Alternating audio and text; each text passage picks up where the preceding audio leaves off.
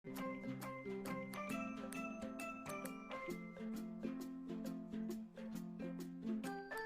Hello എല്ലാ കൂട്ടുകാർക്കും പുതിയൊരു വീഡിയോയിലോട്ട് സ്വാഗതം.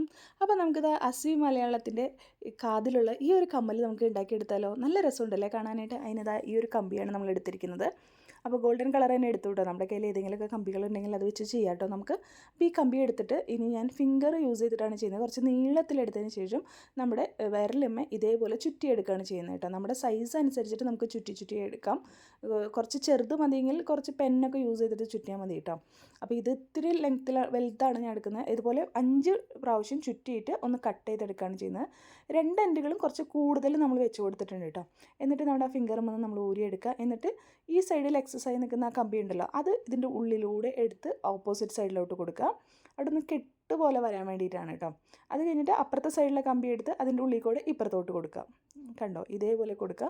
ചെറിയ കമ്പിയാണെങ്കിൽ ഇത് തന്നെ വളച്ചിട്ട് നമുക്ക് കാതിലിടാനുള്ള ഹുക്കാക്കി എടുക്കാം. പക്ഷേ ഇത് കുറച്ച് വലുതാണ്, കാതിൽ പോകാൻ ബുദ്ധിമുട്ടാണ് കേട്ടോ. അപ്പോൾ അതുകൊണ്ട് തന്നെ ഇതിനെ അങ്ങോട്ടും ഇങ്ങോട്ടും നന്നായിട്ട് വളച്ച് കൊടുത്തിട്ട് അവിടെ ഒന്ന് കെട്ടി കൊടുക്കുന്ന പോലെ ആക്കി കൊടുക്കുകയാണ് ചെയ്യുന്നത്. കണ്ടോ, ഇതേപോലെ അങ്ങോട്ടും ഇങ്ങോട്ടും ആക്കി കൊടുത്തിട്ട് അതിനൊന്ന് നന്നായിട്ട് ടൈറ്റാക്കി കൊടുക്കുകയാണ് ചെയ്യുന്നത്. അപ്പോൾ ഇത് കൈകൊണ്ട് ടൈറ്റാക്കാൻ പറ്റുവാണെങ്കിൽ കൈകൊണ്ട് ടൈറ്റാക്കാം. പക്ഷേ എൻ്റെ കമ്പി കുറച്ച് കട്ടി കൂടുതലാണ്. പക്ഷേ നന്നായി വളയുന്ന ടൈപ്പ് കമ്പി വേണം കേട്ടോ. അപ്പോൾ ഞാൻ പ്ലെയർ യൂസ് ചെയ്തിട്ട് നന്നായിട്ട് ഇതിനെ അങ്ങോട്ടും ഇങ്ങോട്ടും ചുറ്റി വെച്ച് കൊടുക്കുകയാണ് ചെയ്യുന്നത് കേട്ടോ. അപ്പോൾ ചുറ്റി വെച്ച് കൊടുക്കുന്ന എൻഡ് അവസാനിക്കുന്നത് ഈ ഒരു ലൂപ്പിൻ്റെ ഉള്ളിലാവാൻ വേണ്ടി ശ്രദ്ധിക്കണേ, അല്ലെങ്കിൽ ചെവിയുമേ കുത്തിക്കയറും.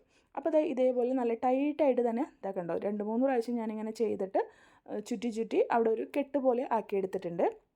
അപ്പോൾ നന്നായിട്ട് കെട്ടാക്കി എടുക്കാം കേട്ടോ. അതിനുശേഷം നമ്മളിത് ഈ കാണുന്ന പോലെ ഇതിനെ ഒന്ന് വലിച്ച് ഓരോന്നും സെപ്പറേറ്റ് ആക്കി കൊടുക്കുക. എന്നിട്ട് ഓരോന്നിനെയും ഓരോ സൈഡിലോട്ട് ഈ കാണുന്ന പോലെ ജസ്റ്റ് ഒന്ന് ഇങ്ങോട്ടും മറിച്ച് കൊടുത്തു കഴിഞ്ഞാൽ ആ ഒരു ലുക്ക്, ഫ്ലവറിൻ്റെ ഒരു ലുക്ക് വരുന്നതായിരിക്കും കേട്ടോ. അതിനുശേഷം അതിൻ്റെ ആ ഒരു ലൂപ്പ് ശരിയാവാൻ വേണ്ടിയിട്ട് നമ്മൾ വീണ്ടും നമ്മുടെ ഫിംഗർ ഇട്ടിട്ട് ഷേപ്പ് ചെയ്ത് കൊടുത്താൽ മതി. അപ്പോൾ അത് കറക്റ്റായിട്ട് കോളും. ഇനിയിപ്പോൾ ഇൻ കേസ് ഷേപ്പ് ശരിയായിട്ടില്ല എന്നുണ്ടെങ്കിൽ കേട്ടോ.